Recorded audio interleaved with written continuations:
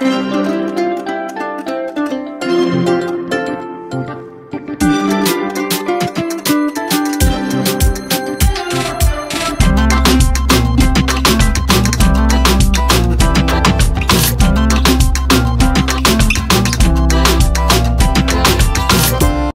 and what's up mga guys? Kamusta kayo? So ito yung aking Brigada Day 1. So ngayon ko lang guys i-upload tong aking Brigada Day 1. Kasi sobrang busy talaga guys this past few days. Kaya ngayon lang ako mag-upload. So yung Day 1 natin mga guys is magpipintura tayo ng mga chairs. So I think I have 10 chairs. So syempre bago tayo mag-start ng pagpinta, dapat safety first muna tayo sa ating ilong. So gumamit ako dyan ng face mask. And then yan yung aking paint and meron tayo syempre brush. And yung ginamit ko na paint dyan is healthy green which is very attractive and colorful mga guys. And syempre yung ating brush is ang size niya is 3 inches. And yung paint ko pala mga guys is 1 liter only. So sakto lang siya talaga sa 10 chairs ko. Kaya without further ado, let's start the first chair. So ayan, at pintahan na natin yung ating unang silya. So hindi na ako nagpatulong sa mga stakeholders sa pagpinta ng aking silya kasi gusto ko mag-exercise. Syempre para mabawasan naman yung ating ginadala, o diba? Syempre buyon guys.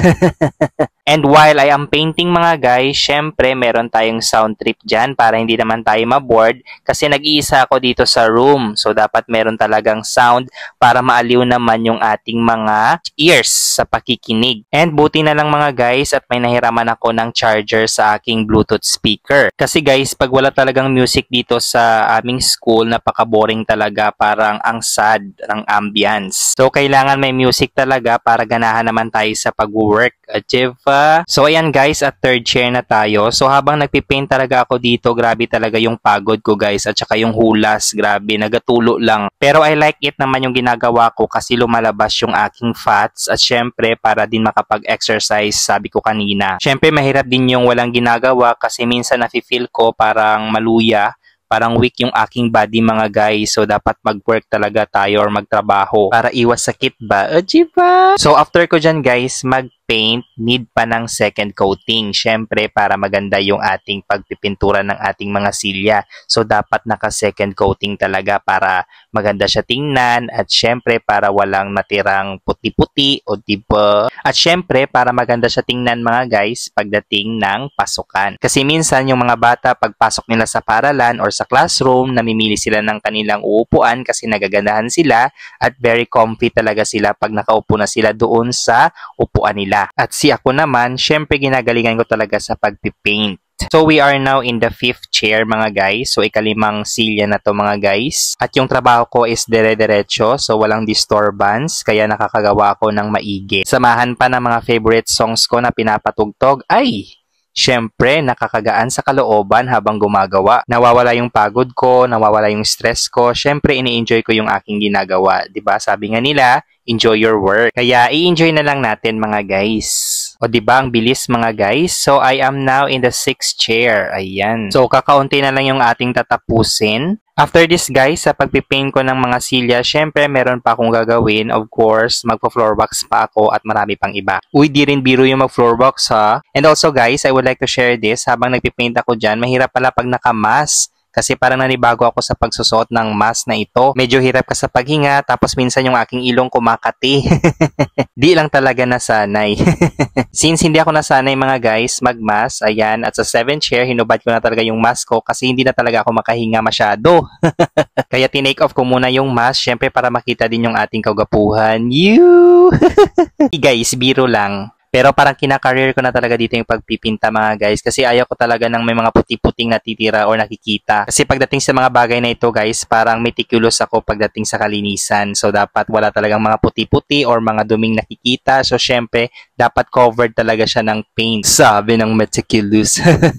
So malapit na tayong matapos mga guys sa ating ginagawa at magpo-proceed na tayo sa ating Day 2 Brigada Eskwela. So ika-8 chair na tayo mga guys. So syempre first coating pa lang yan at uulitin gagamitin ko pa ng pagpipaint yung iba. Kasi yung iba nakikita pa yung kaputian at saka hindi pa siya masyadong malinis tingnan. So, dapat may second coating talaga. Tinatanggal ko kasi dyan guys, yung mga ink ng pen. Syempre, hindi natin maiiwasan kung minsan nasusuka yung ating ball pen. So, dapat natin siyang i-repaint so that mawala yung ink ng pen which is color black yata or color blue. Basta any of the ball pen, kahit ano pa ang ink niyan. Basta mga guys, tanggal siya pag ako talaga yung puminta o jiva.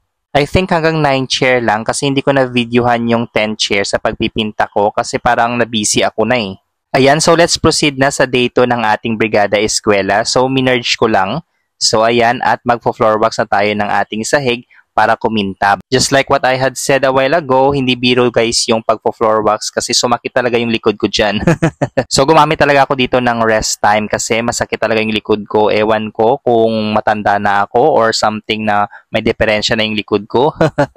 Bata pa pero sumasakit na talaga yung likod ko dyan mga guys sa pagpo-floor wax. Siguro one of the reason is nanibago talaga ako sa pagpo-floor wax kasi syempre minsan na ako mag-floor wax, hindi talaga ako nagpo-floor wax always. Well, siguro kung ganito yung sahig sa bahay, syempre magpo-floor wax talaga ako kasi gusto ko talaga yung makintab at very shiny na floor. Kaso nga lang, yung aming floor is tiles, so hindi naman pwede ma-floor waxan yung tiles mga guys.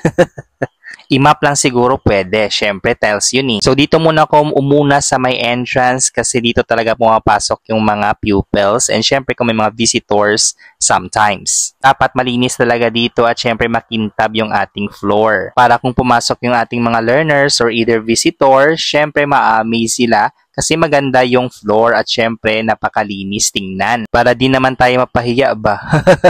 At kung ako talaga guys ang nagpo-floor wax, syempre mabilis talaga akong gumalaw at mag-wipe. Para syempre mabilis din matapos yung gawain. At kung nakikita nyo guys yung aking mga chairs na napinturahan, tingnan nyo guys. So nabuhayan na sila at napakaganda na sila tingnan. O diba? Makintab din tingnan yung mga chairs ko guys. Ayan. So yung next ko is in the middle part. So syempre dito tayo magpo-floor wax sa middle para side by side na yung last natin. So malinis at organized na yung aking classroom mga guys and ready na ako talaga sa pag-opening ng klase. And besides, I am also excited to meet my learners. Syempre naman. And that's all about my vlog mga guys. See you on my next vlog. Bye-bye!